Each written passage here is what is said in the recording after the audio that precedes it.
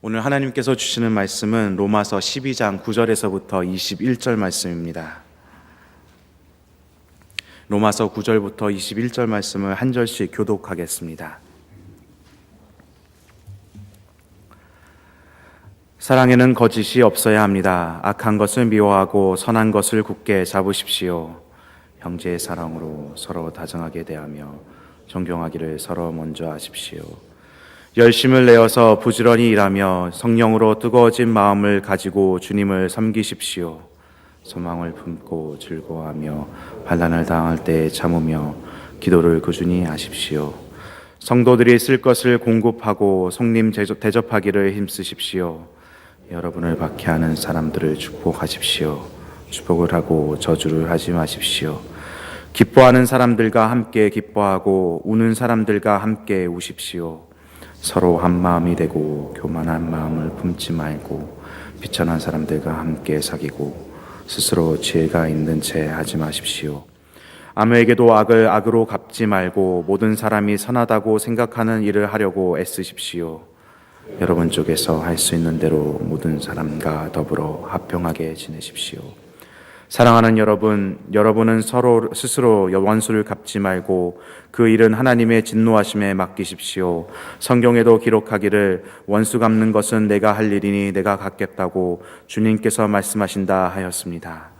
내 원수가 줄이거든 먹을 것을 주고 그가 목말라 하거든 마실 것을 주어라. 그렇게 하는 것은 내가 그의 머리에다가 숯불을 쌓는 셈이 될 것이다 하였습니다. 악에게 지지 말고 선으로 악을 이기십시오. 아멘.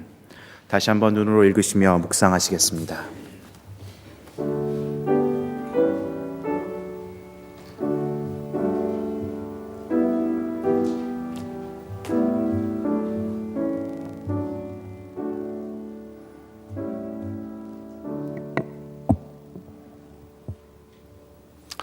새날에 새 생명 주신 하나님께 감사를 드립니다.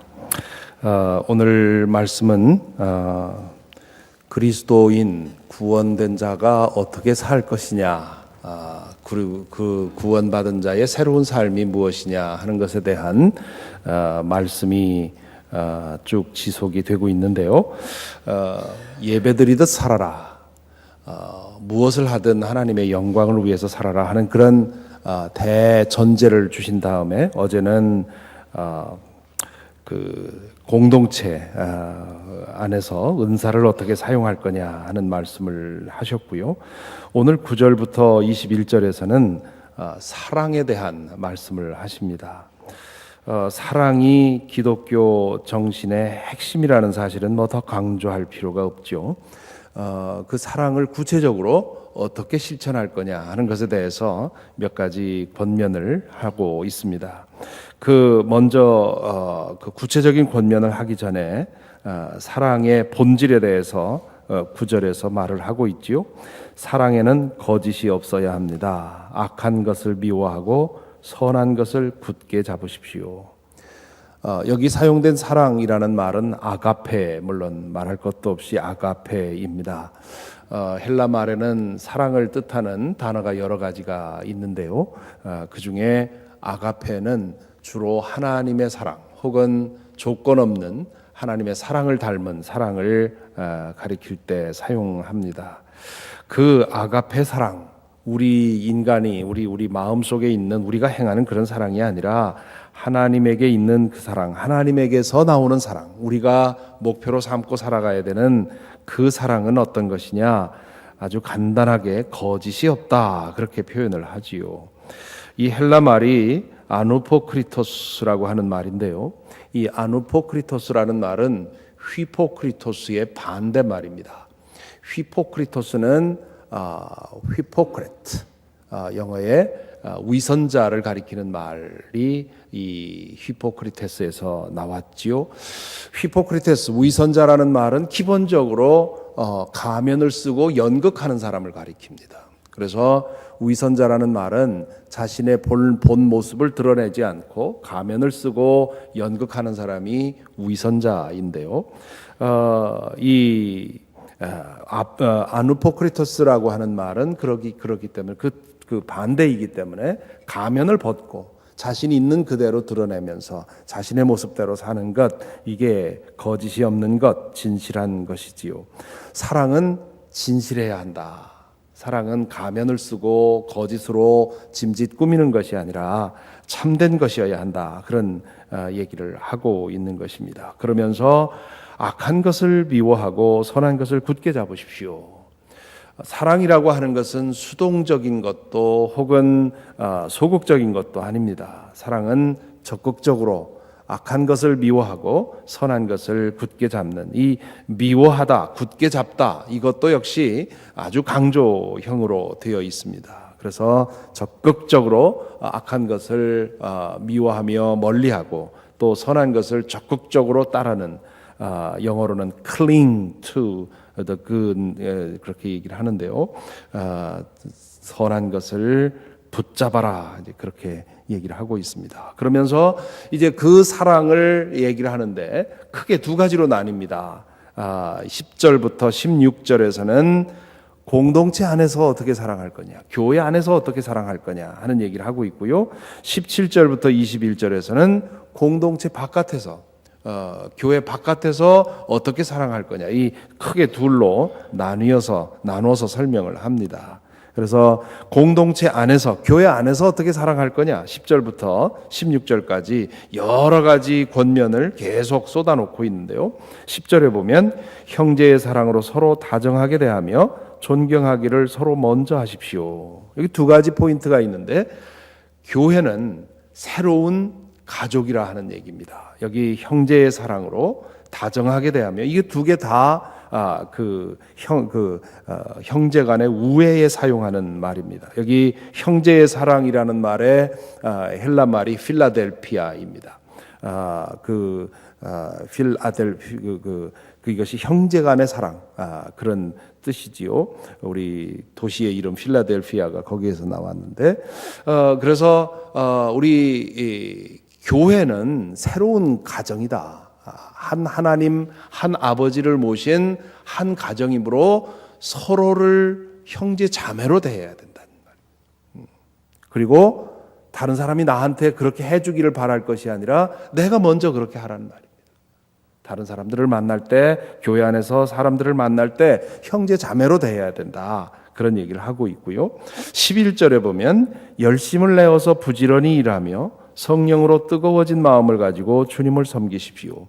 열심을 내어서 부지런히 일하며, 이렇게 번역을 했는데, 열심에 있어서 뒤처지지 마십시오. 혹은 열심에 있어서 게으르지 마십시오. 이런 뜻입니다. 이 열심이라는 건 교회 안에서 섬기는 것을 말하는 거죠. 교회 안에서 섬기는 데 있어서 뒤처지지 마십시오. 그렇게 얘기를 했는데, 어떻게 하면 그럴 수 있겠습니까? 그 뒤에 해답이 나오지요. 성령으로 뜨거워진 마음을 가지고 주님을 섬기십시오. 우리의 마음에 성령으로 열정이 살아나야만 그것을 가지고 섬기고, 또한 그 섬김에 있어서 뒤처지지 않을 거다. 그런 얘기입니다. 12절 보면 소망을 품고 즐거워하며 환난을 당할 때에 참으며 기도를 꾸준히 하십시오. 이건 뭐 개인에 대한 권면으로 볼 수도 있지만, 교회 안에서 우리 모두가 소망을 품고 즐거워한다. 앞에서 바울 사도는 믿는 자에게 보이지 않는 소망이 주어졌다. 하나님 나라의 영원한 소망이 주어졌다. 그런 말씀을 하지요. 그래서 소망은 인내를 낳고, 인내는 인격을 낳고, 이런 말씀을 하고 있는데, 그 보이지 않는 소망을 바라보면서 즐거워해라. 그리고 환난을 당할 때 그 환난에서 의해서 짓이기지 말고, 흔들리지 말고 참아라, 인내해라. 그리고 꾸준히 기도하십시오. 그렇게 얘기를 하지요. 13절에는 성도들이 쓸 것을 공급하고 손님 대접하기를 힘쓰십시오. 이 손대접, 낯선 사람을 대접하는 것, 낯선 사람을 선대하는 것, 이것은 율법부터 계속 이어져 나오는 굉장히 중요한 덕목입니다. 우리가 낯선 사람을 대접함으로 그 하나님의 천사를 대접한다 하는 그런 말씀이 있지 않습니까? 그래서 서로 성도들을 돌아보고 또 도와주라, 그런 말이지요. 14절에 보면 여러분을 박해하는 사람들을 축복하십시오. 축복을 하고 저주를 하지 마십시오. 여기에 박해하는 사람은 교회 바깥에서 교회를 박해하는 것을 말하지요. 그 사람들을 축복하십시오, 축복하고 저주하지 마십시오 해서 두 번이나 강조를 하고 있습니다. 축복하라는 말을. 우리가 박해를 받으면 혹은 따돌림을 받고 혹은 거부를 당하고 이렇게 되면 본능적으로 적개심이 나오게 되어 있지요. 이 적개심을 가장 많이 이 당시에 경험한 사람 중에 하나가 이 바울일 것입니다. 바울은 복음을 전하고 다니면서 이방인들로부터 그리고 유대인들로부터 많은 박해를 받았습니다. 그런데 그 박해를 받으면 인간적인 그 반응은 적개심이 나오고 원한이 나오는 것인데 사도는 그러지 말라고, 저주가 우리에게 본능이지만 그러나 저주하지 마십시오. 축복하십시오. 두 번이나 축복하라고 얘기를 합니다. 축복의 말은 단순한 단어가 단순한 말이 아닙니다. 성경에 계속해서 얘기하는 것 중에 하나가 우리가 누구에게 축복한다 저주한다 하는 것은 그 말 자체가 힘을 갖고 있다는 것이지요. 그러므로 내가 말로써 다른 사람의 영혼을 죽이는 그런 저주의 말 해서는 안 되고 할 수 있는 대로 축복하는 말, 그 사람의 영혼을 살리는 그런 말을 해야 된다. 그렇게 얘기를 합니다. 15절 16절에서 계속해서 기뻐하는 사람들과 함께 기뻐하고 우는 사람들과 함께 기뻐하십시오. 서로 한 마음이 되고 교만한 마음을 품지 말고 비천한 사람들과 함께 사귀고 스스로 지혜가 있는 채 하지 마십시오. 아주 참 중요한 말인데요. 기뻐하는 사람과 함께 기뻐하고 우는 사람과 함께 우십시오. 여기 함께라고 하는 것이 중요합니다. 요즘에 사용하는 말로 하면 공감이지요. 다른 사람의 말을 들을 때 공감적인 듣기를 해라. empathic listening을 하라. 그런 얘기를 하지요. 다른 사람의 아픔에 참여, 아픔을 어려움 당한 사람에게 찾아가서 위로할 때 그저 옆에서 조언이나 던져주는 그런 식의 위로는 오히려 그 사람을 더 힘들게 한다. 그 사람과 함께 울고 함께 아파하는 그것을 공감한다, 이제 그렇게 얘기를 합니다. 그래서 그 공감적인 태도로 형제 자매의 아픔과 혹은 기쁨을 함께 하라, 그렇게 얘기를 하지요. 서로 한 마음이 되고 교만한 마음을 품지 말고 비천한 사람들과 함께 사귀라.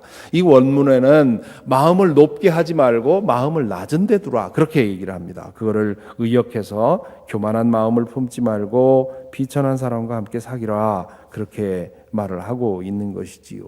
그러면서 스스로 지혜 있는 척하지 말라, 그런 얘기합니다.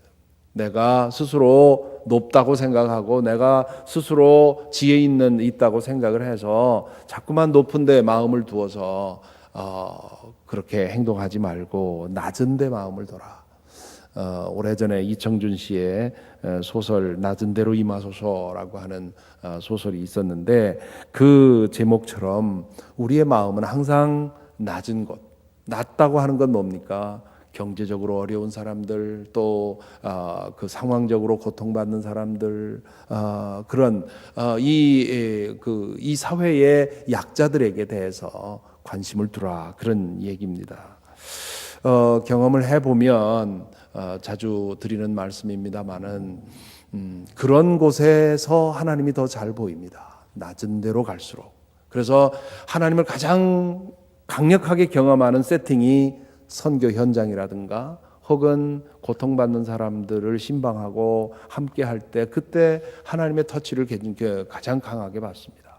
화려하게 차려진 결혼식 리셉션장이나 잔치자리 같은 데 가서는 하나님이 보이지 않습니다. 음식만 보이고요, 사람만 보이지.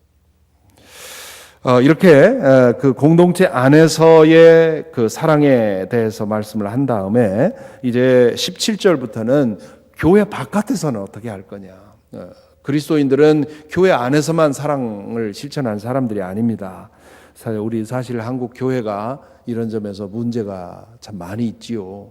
우리가 그리스도인으로 살아가는 건 교회 안에서 사는 거고 교회 바깥에 나가면 그저 보통 사람과 다름없이 살아도 된다고 생각을 하는데 그게 아니라 교회는 마치 사랑을 연습하는 훈련장과 같습니다. 그래서 교회 안에서 사랑을 훈련하고 연습하고 배워서 그 사랑을 가지고 바깥에 나가서 실천하는 것이지요. 마치 가정처럼 가정 안에서 그 충분한 사랑과 그 나의 이 부족함까지 다 받아줄 수 있는 그런 가정에서 충분히 연습하고 자라서 그 능력을 가지고 바깥에 나가서 일하고 또 지치면 들어와서 다시 힘을 얻고 이렇게 하는 것이 가정인 것처럼 교회가 가정이라면 똑같죠. 우리 가정 안에서 서로 이해해주고 서로 받아줄 수 있는 상황에서 서로 부족하지만 우리의 사랑을 연습해서 그 사랑을 가지고 내 일터에서 내 사회에서 내가 일하는 곳에서 사랑을 실험하고 그렇게 실천하는 것이 어렵습니다. 어렵기 때문에 또다시 모여서 서로를 위해서 기도하고 위로하고 또 자신의 실패의 경험을 나누고 그리고 또 나가서 일하고 그래서 우리 그리스도인들은 교회 안에서의 사랑도 얘기해야 되지만 교회 바깥에서의 사랑도 또한 기억해야 합니다. 그래서 17절에서 이렇게 말하지요. 아무에게도 악으로 악을 갚지 말고 모든 사람이 선하다고 생각하는 일을 애쓰십시오. 여기 아무에게도라고 하는 말을 강조하고 있지요. 차별이 없다는 겁니다. 나에게 잘하는 사람만이 아니라 혹은 우리 한국 사람만이 아니라 혹은 기독교인만이 아니라 누구든지 어떤 사람이든지 악으로 악을 갚지 말고 모든 사람들이 선하다고 생각하는 일을 하십시오. 내가 선하다고 생각하는 게 저 사람에게는 악할 수 있습니다. 그런 개인적인 판단이 아니라 모든 사람이 생각할 때 선하다고 하는 일을 하도록 힘쓰십시오. 그렇게 얘기를 합니다. 18절에 보면 여러분 쪽에서 할 수 있는 대로 모든 사람과 더불어 화평하게 지내십시오. 자, 두 가지 포인트가 여기 있는데요. 먼저 여러분이 먼저 하라는 겁니다. 불화가 있을 때 그 화해의 물꼬를 트는 것을 여러분이 먼저 하라는 것이고 두 번째는 할 수 있는 대로 그랬지요. 할 수 없을 때가 있다는 거지요. 사실 우리가 교회 안에서도 그렇고 교회 바깥에서도 그렇고 나의 사랑의 한계를 끊임없이 테스트하는 사람들이 있습니다. 그것이 가정에 있다면 참 고통스러운 것이고요. 매일 테스트를 받으니까. 그러나 직장에서 또 그럴 수도 있고요. 끊임없이 나라의 사랑의 능력을 테스트하면서 넘어뜨리는 그런 경우가 있지요. 그리고 그것이 지나쳐지게 되면 그것이 어느 한도를 넘게 되면 인간의 그 포용력의 한계를 넘어서는 경우도 있습니다. 워낙 우리 사회가 상처가 많은 사회가 되다 보니까 점점 그런 상황이 더 많아지지요. 그렇기 때문에 언제나 그렇게 할 수는 없습니다. 바울 사도도 그런 상황을 인정하시는 것 같습니다. 그래서 할 수 있는 대로 그러니까 우리에게 그렇게 못할 경우도 있지만 그러나 우리의 목표는 최선을 다해서 그렇게 할 수 있도록 노력을 해야 되는 거예요. 사랑에 있어서 우리 모두는 다 죄인입니다. 인간적인 사랑으로 하면 나는 충분히 하고 있다 그렇게 말할 수 있겠지만 하나님의 아가페의 사랑에 관해서는 우리는 다 부족한 사람들이고 죄인들입니다. 그러므로 우리의 연약함과 한계를 인정하지만 그러나 그것을 핑계로 삼지 말고 할 수 있는 대로 그 한계를 넘어서서 더 온전히 사랑할 수 있도록 힘쓰라 그런 말입니다. 그런 다음에 이제 성경 말씀을 인용을 해서 결론을 내는데요. 19절 20절에 보면 사랑하는 여러분은 스스로 원수를 갚지 말고 그 일은 하나님의 진노하심에 맡기십시오. 여기 진노하심에 맡기십시오 하는 얘기는 하나님이 당신을 위해서 안갚음하게 하십시오 그거 말이 아니고요. 진노하심에 맡기라는 말은 하나님의 처분에 맡기라는 것입니다. 우리가 어떤 갈등에 연루가 되면 나는 그 갈등의 당사자가 되지요. 그래서 내가 그 사건을 보는 모습, 보는 시각과 그 사건에 대해서 내가 느끼는 감정은 그건 믿을 수가 없습니다. 여러분 늘 자주 경험하시겠지만 어떤 갈등의 당사자들 양쪽 두 사람 다 한번 얘기를 들어보십시오. 전혀 다른 얘기 하지 않습니까? 내가 그 사건에 인볼브 되면 그 진상이 보이질 않습니다. 그렇기 때문에 내가 상대방에 대해서 가지고 있는 나의 감정은 그거는 지나친 것일 수도 있고 문제가 믿을 수가 없는 것이지요. 그러므로 내가 응징하면 분명히 죄를 짓게 되어 있습니다. 그러므로 여기서 사도가 얘기하는 것은 진상을 제대로 보고 바로 잡을 수 있는 분은 하나님이니까, 하나님이 그렇게 하시니까 하나님의 처분에 맡겨라, 그런 얘기입니다. 당신들의 힘으로, 당신들의 그 능력으로 응징하지 말라, 그런 얘기입니다. 그러면서 성경을 두 군데를 인용을 하지요. 하나는 신명기 32장 35절이고 하나는 잠언 25장 21절 22절을 인용을 합니다. 여기 신명기에서 인용한 말씀, 원수 갚는 것은 내가 할 일이 내가 갚겠다고 주님 말씀하신다. 이 말씀이야 그 문제가 없고요. 그 다음 이 잠언의 말씀, 내 원수가 줄이거든 먹을 것을 주고 그가 목말라 하거든 마실 것을 주어라. 그렇게 하는 것은 내가 그의 머리 위에다가 숯불을 쌓는 셈이 될 것이다. 이 숯불을 쌓는 셈이 될 것이다 하는 것은 히브리 말의 관용어적인 표현입니다. 이것은 그런 그 관용어적인 표현을 알지 못하고 이것이 마치 하나님의 진노를 그 사람의 머리 위에 쌓는 거다, 그렇게 해석한 사람들이 있었는데요. 원래 이 표현의 의미는 수치심을 느끼게 하는 것을 말합니다.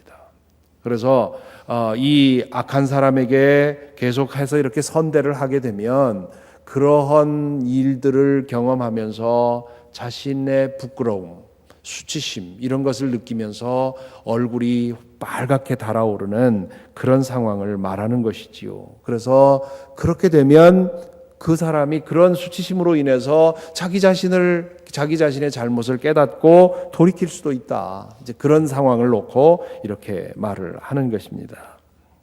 그러면서 마지막으로 21절에서 악에게 지지 말고 선으로 악을 이기십시오. 9절에서 악을 미워하고 선을 굳게 잡으십시오 라고 했는데 그걸 또 한 번 반복을 하지요.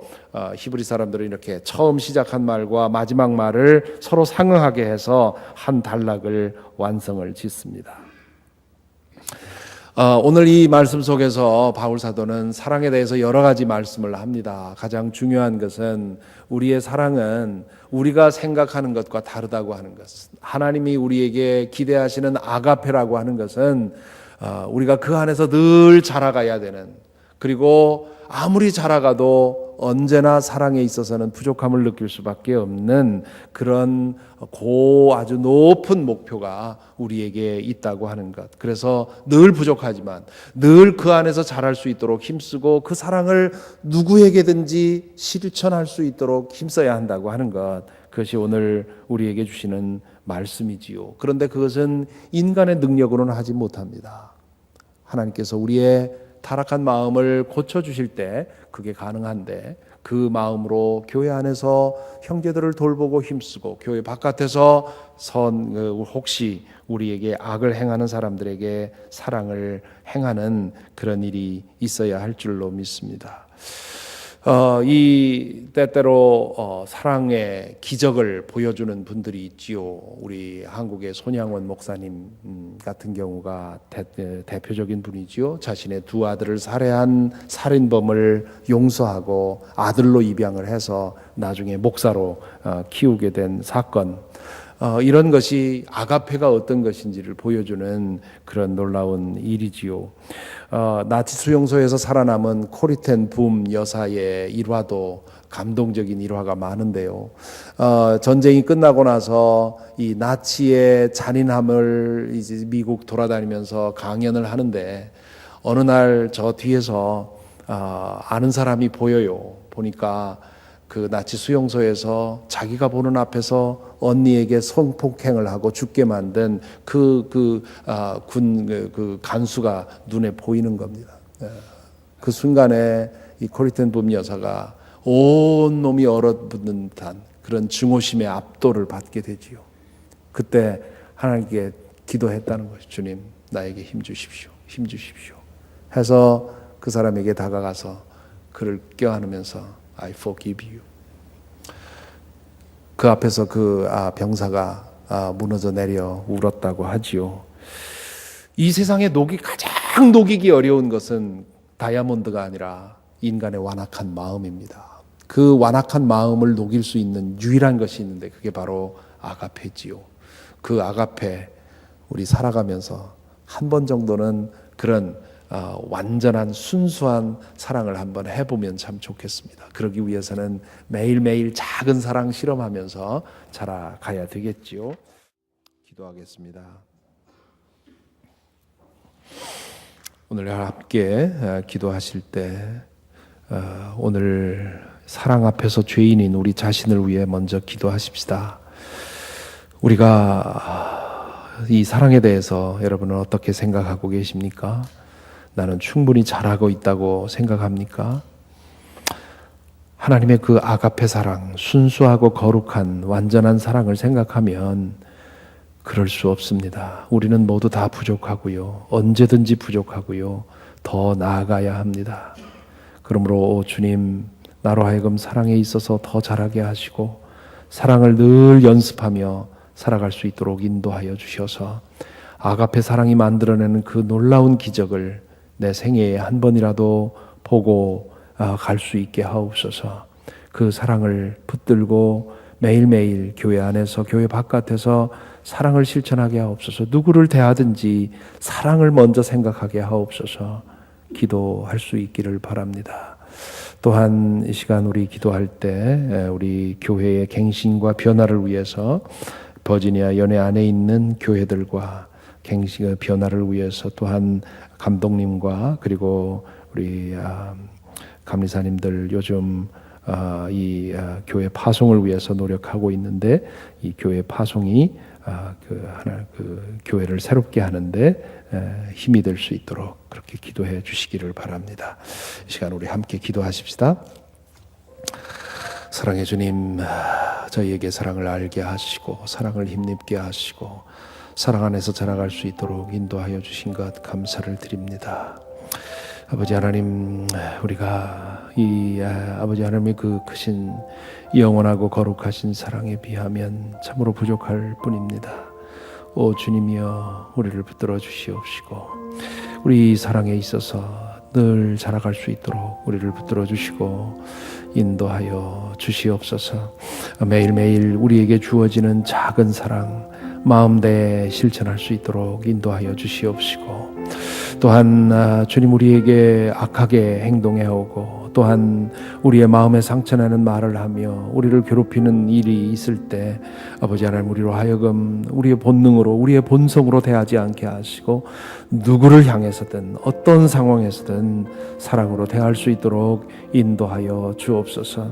그리하여 주께서 우리에게 주신 그 사랑을 본받아 자라감으로 인해 그 사랑의 능력으로 아버지 하나님 참으로 고칠 수 없는 마음의 질병을 고칠 수 있는 능력을 저희들에게 허락하여 주옵소서.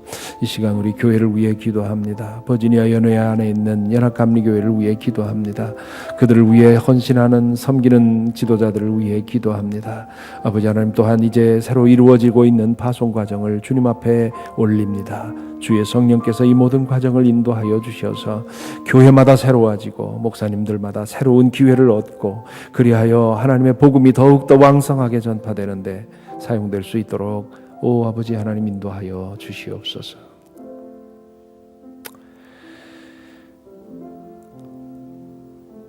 사랑의 주님, 주님의 사랑으로 저희가 구원을 받았습니다. 매일매일 주님의 그 조건 없는 사랑으로 인해서 저희가 살고 있습니다. 그 사랑의 은혜를 입은 저희들 이 세상을 살아갈 때 그 사랑 안에서 자라갈 수 있도록 인도하여 주옵소서. 사랑이 단순한 개념으로 우리 마음속에 남아있지 않게 하시고 교회 안에서 할 수 있는 대로 많은 사람들을 돌아보며 마음을 낮추고 울고 힘들어하는 이들과 함께 동행하는 저희들 되게 하여 주시옵시고 우리 세상에서 살아갈 때 아버지 하나님 때때로 우리를 어렵게 하는 사람 앞에서라도 사랑으로 대할 수 있도록 인도하여 주셔서 하나님의 사랑이 얼마나 놀라운 것인지를 우리의 일상을 통해서 경험할 수 있도록 인도하여 주시옵소서. 때때로 우리의 사랑의 한계를 테스트하는 일을 만날 때마다 주님 우리에게 힘 주셔서 그 시험을 이겨내게 하여 주시옵시고 그 테스트를 통해서 우리의 사랑의 능력이 더욱 커질 수 있도록 주님 인도하여 주시옵소서. 오늘 또 하루 종일 우리가 살아가는 날 시간 동안에 주의 사랑을 우리에게 더욱더 충만히 허락하여 주시옵기를 원하옵고 예수님의 이름으로 기도하옵나이다. 아멘.